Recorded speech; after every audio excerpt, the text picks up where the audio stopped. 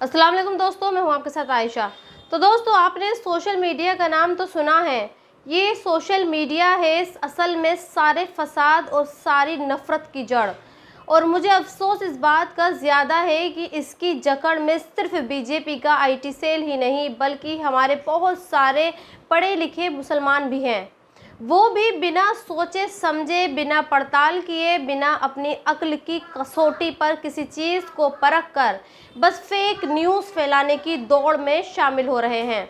जैसे कल social media पर उत्तर प्रदेश के मुख्यमंत्री योगी आदित्यनाथ का एक वीडियो वायरल हुआ, जिसमें योगी को महाराष्ट्र के पालघर में ये कहते हुए दिखते हैं कि उन्होंने अपने उत्तर प्रदेश में मस्जिदों के माइक बंद करवा दिए हैं।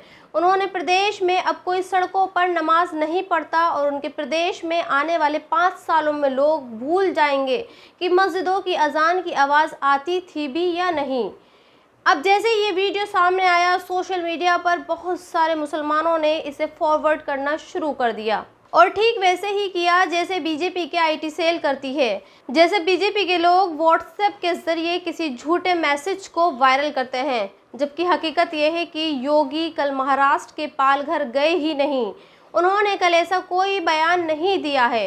ये मैंने गूगल से लेकर तमाम बड़ी वेबसाइट के पेज देख डाले, मुझे योगी की ऐसी कोई भी खबर नहीं मिली जिसमें योगी ने अजान और नमाज के बारे में कहा हो। योगी ने 5 महीने पहले महाराष्ट्र के पालघर में आखिरी रैली की थी और इस रैली में भी योगी ने ऐसा कोई बयान नहीं दिया जिसका जिक्र आज सोशल मीडिया पर किया जा रहा है। सोचिए कितनी अफसोस की बात है कि बहुत सारे मुसलमान भी आज वही काम कर रहे हैं जो बीजेपी की आईटी सेल वाले कर रहे हैं। और जानते हैं इससे क्या होगा? इससे होगा ये कि लोग अब असली खबरों को भी झूठा समझने लगेंगे और ये कहेंगे कि मुसलमानों के खिलाफ जो भी खबरें आती हैं वो मनगढ़ंत होती हैं, उनमें कोई सच्चाई नहीं होती। जबकि मुसलमानों से जुड़ी इतनी खबरें हैं कि आज सोशल मीडिया पर मुसलमानों को झूठ और फेक न्यूज़ फैलाने और बताने की ज़रूरत ही नहीं है। जैसे मुसलमानों को, लोगों को ये बताना चाहिए कि मोदी सरकार का एक केंद्रीय मंत्री कैसे मुसलमानों के खिलाफ नफरत फैला रहा है और ये कह रहा है कि अगर कोई मुसलमान किसी हिंदू को एक थप्पड़ मारता है तो उस हिंदू को बदले में 100 थप्पड़ मारने चाहिए। और ये केंद्रीय मंत्री गिरिराज सिंह हिंदुओं को ये भी सलाह दे रहा है कि उन्हें अपने घरों में तलवार, भाला और त्रिशूल रखना चाहिए। जैसे आज बहुत सारे लोग इस वीडियो को भी वायरल कर रहे हैं और देश की मेजॉरिटी को ये बता रहे हैं कि देखिए, जिस शख्स को गुजरात की एटीएस ने पाकिस्तान के लिए जासूसी करने के लिए गिरफ्तार किया है वो एक हिंदू है और उसका नाम पंकज कोतिया है।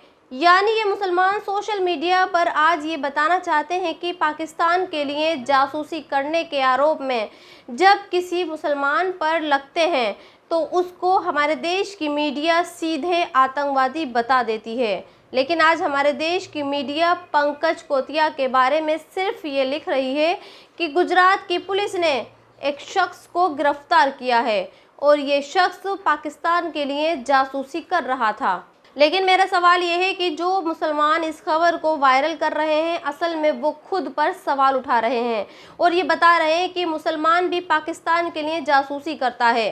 खैर, अब मैं आपको हमारे देश की मेजॉरिटी से ताल्लुक़ रखने वाले कुछ लोग की मानसिकता दिखाना चाहती हूँ। कल जिस वक्त आप ये खबर पढ़ रहे थे कि इजराइल ने ईरान पर हमला कर दिया, उस वक्त हमारे देश की मेजॉरिटी के बहुत सारे लोग खुश हो रहे थे और उन्हीं में से एक चंदन शर्मा भी थे जिन्होंने इस खबर को कुछ इन 2 तस्वीरों के अंदाज में पेश किया और ये बताने की कोशिश की कि इजराइल को भले ही ईरान पर हमला करने में देर लगी हो, लेकिन ये हमला ऐसा है कि ईरान का राष्ट्रपति दुम दबाकर भाग रहा है।